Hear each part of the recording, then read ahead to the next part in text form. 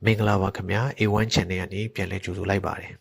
ဒီဗီဒီယိုလေးမှာတော့ freelancer တွေကျွန်တော်တို့ဒီ PayPal တို့ Payoneer တို့စတဲ့ platform တွေနဲ့ဒါ link ချိတ်ဖို့အတွက်ပေါ့နော်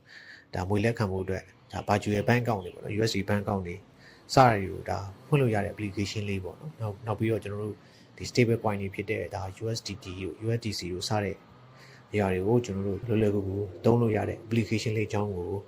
ကျွန်တော်ပြပေးတော့မှာဖြစ်ပါတယ်ဒီဗီဒီယိုလေးကမိတ်ဆွေတို့အတွက်အကျိုးရှိခဲ့မယ်ဆိုရင်တော့ like and subscribe လေးနဲ့ကျွန်တော်တို့နှိပ်ခဲ့ပေးစီချင်ပါတယ်ဒါအသုံးပြုမဲ့ application လေးကတော့ကျွန်တော်တို့ HuruPay ဆိုတဲ့ application လေးဖြစ်ပါတယ်ကျွန်တော်တို့ Play Store မှာလည်းဒါ official download ရမှာဖြစ်ပါတယ် account စဖွင့်ဖို့အတွက်ကျွန်တော်တို့ sign up ဆိုတဲ့နေရာကိုနှိပ်ပါမယ်ဒီနေရာမှာကျွန်တော်တို့အသုံးပြုမဲ့ကျွန်တော်တို့ရဲ့နာမည်တွေเนาะကျွန်တော်တို့ Gmail တွေเนาะစတာတွေကိုကျွန်တော်ထည့်ပေးရမှာဖြစ်ပါတယ်ကျွန်တော်ဒီ residency ပေါ့เนาะကျွန်တော်တို့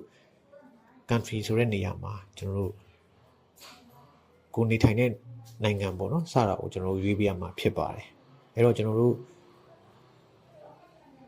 တော်အနေနဲ့ဆိုရင်တော့ဒါကျွန်တော်ဒီ USD bank account တွေဖွင့်တဲ့အခါမှာမြန်မာကိုရွေးရင်တော့ခက်ခဲရှိနိုင်တဲ့အတွက်ပေါ့နော်ကျွန်တော်တို့အသုံးပြုမဲ့ ID ကတော့မြန်မာ ID ပေါ့နော်ဒါပေမဲ့နေထိုင်တဲ့နိုင်ငံကတော့တခြားနိုင်ငံဆိုပြီးတော့မှအဲ့လိုအနေပုံစံမျိုးနဲ့ကျွန်တော်တို့ဒီတခြားနိုင်ငံကိုကျွန်တော်ရွေးစေချင်တယ်ပေါ့နော်ဒီဗီဒီယိုမှာတော့ကျွန်တော်ကထိုင်းလန်ကိုယူလိုက်ပါမယ်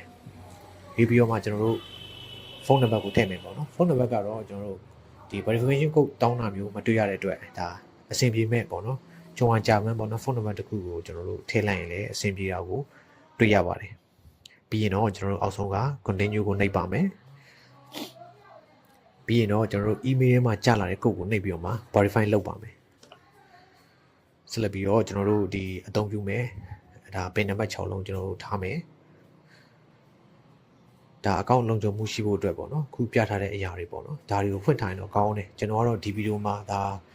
ဒါမိတ်ဆွေတို့ပြောပြပေးရဖြစ်တဲ့အတွက်ကျွန်တော် skip ကိုနှိပ်လိုက်ပါမယ်အခုဆိုရင်တော့ကျွန်တော်တို့ဒါ HuruPay အကောင့်ကိုအောင်မြင်စွာဒါဖွင့်ခဲ့ပြီးဖြစ်ပါတယ်နော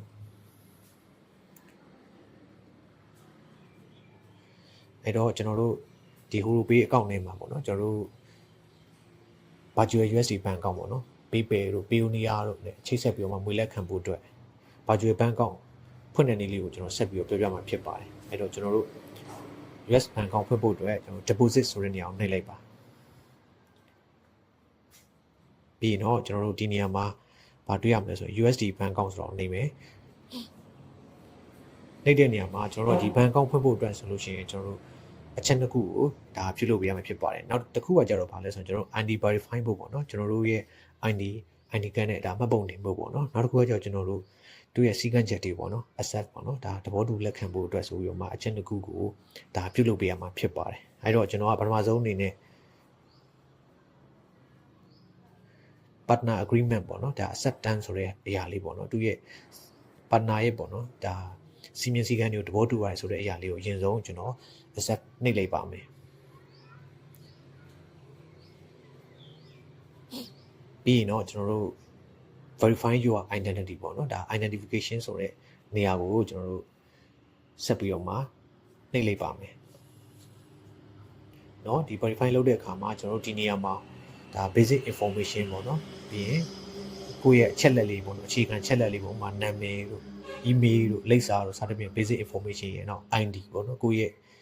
ID ကတ်ပေါ့နော်မှတ်ပုံတင်ကတ်ပေါ့နော်ပြီးလို့ရှိရင်ကိုယ့်ရဲ့ selfie ပေါ့နော်မျက်နှာ scan factor တွေပေါ့စတာတွေကိုထည့်ပေးရမှာဖြစ်ပါတယ်ကျွန်တော်အကောင့်စဖွင့်တော့ကကျွန်တော်ရှေ့မှာဆိုရင်ကိုယ့်ရဲ့နေထိုင်တဲ့နိုင်ငံကိုဒါထိုင်းနိုင်ငံဆိုပြီးကျွန်တော်ရွေးထားခဲ့တယ်ပေါ့နော်အကယ်၍ကိုကဒါ Thailand ID ပေါ့နော်ထိုင်းနိုင်ငံမှာရှိတဲ့ဒီမှာရင်မောင်းလိုင်စင်တစ်ခုခုပေါ့ passport စတာရှိရဆိုရင်တော့ဒါလိပ်စာတို့ဘာလို့တောင်းမှာမဟုတ်ဘူးပေါ့နော်အခုပြောတဲ့ဘာလဲဆိုရှင်ဒီ basic information ID ရဲ့ selfie ရဲ့ဆိုပြီးတော့ပဲ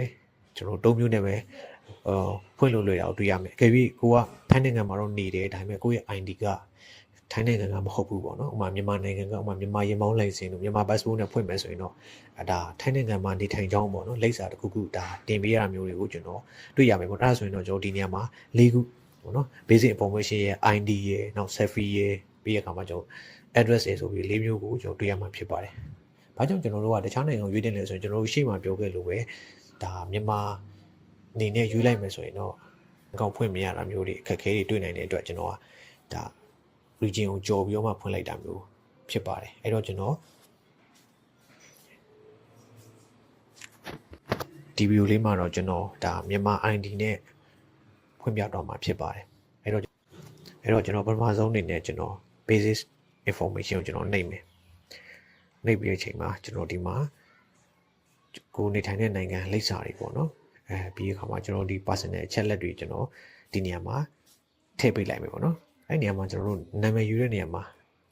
middle name ပေါ့နော်အလယ်နာမည်ပေါ့ကိုယ်မှာနာမည်၃လုံးရှိရဆိုရင်ဒါ middle name ကိုထည့်ရင်လည်းရတယ်ပေါ့နော်မထည့်လည်းရတယ် option နဲ့ဆိုပြီးရေးထားတော့တွေ့ရတယ်ကျွန်တော်ကတော့ middle name ကိုမထည့်တဲ့အခါမှာဒီဘန်းကောက်ထွက်လာချိန်မှာနာမည်ကနှလုံးထဲပေါ့ရှေ့ဆုံးလုံးနဲ့နောက်ဆုံးလုံးဖြစ်တာမျိုးတွေကြုံရနိုင်ဒါကြောင့်မို့ကျွန်တော်ကနာမည်၃လုံးရှိရဆိုရင်တော့အလယ်ကခဏန်းကိုဒါရှေ့ဆုံးနာမည်ဒါမှမဟုတ်နောက်ဆုံးနာမည်ပေါ့ first name တို့မဟုတ် last name တွေမှာပေါင်းပြီးတော့ထည့်လိုက်တာပို့ပြီးတော့အဆင်ပြေတာကိုတွေ့ရပါတယ်အဲ့တော့ကျွန်တော်ဒီမှာကိုယ့်ရဲ့နာမည်လိပ်စာเนาะစာရီကျွန်တော်ထည့်ပြီးတော့ကျွန်တော် continue နှိပ်ပါမယ်ပြီးရင်တော့ကျွန်တော်ဒီမှာဒီနေရာမှာကျွန်တော်ကိုယ့်ရဲ့ ID ပေါ့နော်ကိုကမြန်မာ license ရှိတယ်ပေါ့နော်ဒါမြန်မာ passport ရှိရဆိုတော့မြန်မာကိုရွေးပေးရမယ်နော်ကိုယ့်ရဲ့ ID ထုတ်ပြီးတဲ့နိုင်ငံကိုကျွန်တော်တို့ဒီနေရာမှာရွေးပေးရပါမယ်ကျွန်တော်တော့ဒီဗီဒီယိုလေးမှာဒါမြန်မာ passport နဲ့ဒါ verify လုပ်ရမှာဖြစ်တဲ့အတွက်မြန်မာကိုရွေးလိုက်ပါမယ်ပြီးရင်တော့ကျွန်တော်ဒါမြန်မာ passport ကိုနဲ့ဒါ scan ဖတ်ပေးလိုက်ပေါ့နော်ခုလိုမျိုးပေါ့နော်ကျွန်တော်မြန်မာနိုင်ငံကထုတ်တဲ့ passport နဲ့ scan ဖတ်လိုက်တဲ့အချိန်မှာကျွန်တော်ကထိုင်းနိုင်ငံမှာနေထိုင်ကြောင်းထိုင်းနိုင်ငံအကောင့်အနေနဲ့ကျွန်တော်ဖွင့်ထားတာဒါရှေ့မှာလည်းပြောခဲ့တဲ့အတိုင်းဖွင့်ထားဖြစ်တဲ့အတွက်ဒါကျွန်တော်ကိုပေါ့နော်သူကထိုင်းနိုင်ငံမှာနေထိုင်ကြောင်းလိပ်စာကိုတောင်းလာတာပေါ့နော်ခုလိုမျိုးဒီနေရာမှာချက်၄ခုပေါ့နော်တောင်းလာတာကိုဒီရမှာဖြစ်ပါတယ်ကျွန်တော်ဆက်ပြီးတော့မှဒါကျွန်တော်မျက်နှာပေါ့နော်ဒါ scan ဖတ်လိုက်ပြီပေါ့နော်ဒါဆက်ပြီးမျက်နှာ scan ဖတ်လိုက်မယ်ပေါ့နော်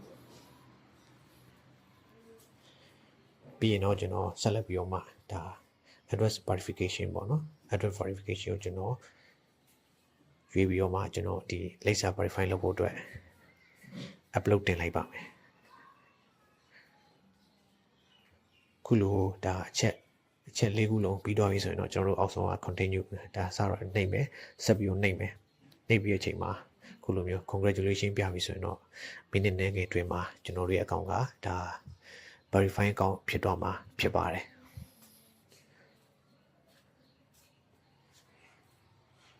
ကောင့်က verify ဖြစ်သွားပြီဆိုရင်တော့ကျွန်တော်တို့ဒါ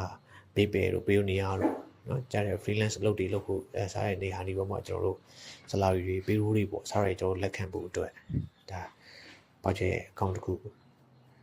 တွေ့ရမှာဖြစ်ပါတယ်အဲ့တော့ကျွန်တော်တို့ရဲ့ virtual bank account ကြည့်ဖို့အတွက်ဆိုရင်ကျွန်တော်ပထမပြောခဲ့တဲ့အတိုင်း deposit ဆိုတဲ့နေရာလေးကိုကျွန်တော်တို့နှိပ်လိုက်ပါ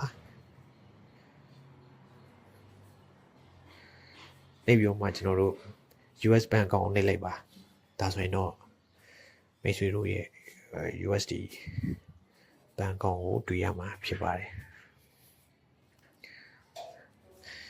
ဒီလိုနည်းနဲ့မိတ်ဆွေတို့မှာဒါ Gmail တွေအများကြီးရှိတယ်ဆိုရင်တော့ကျွန်တော်တို့ဒီကိုယ့်ရဲ့ passport เนาะလိပ်စာတခုတည်းနဲ့ Gmail တွေအများကြီးတုံပြီးတော့မှ USD ဘဏ်အကောင့်တွေပေါ့နော်အများပေါ့နော်ဖွင့်လို့ရနေတာကိုတွေ့ရပါတယ်အားလုံးကိုကျေးဇူးတင်ပါတယ်ဒီလိုလေးကမိတ်ဆွေတို့အတွက်အကျိုးရှိတယ်ဆိုရင်တော့ like and subscribe လေးနဲ့အားပေးခဲ့ပါဦးခင်ဗျာ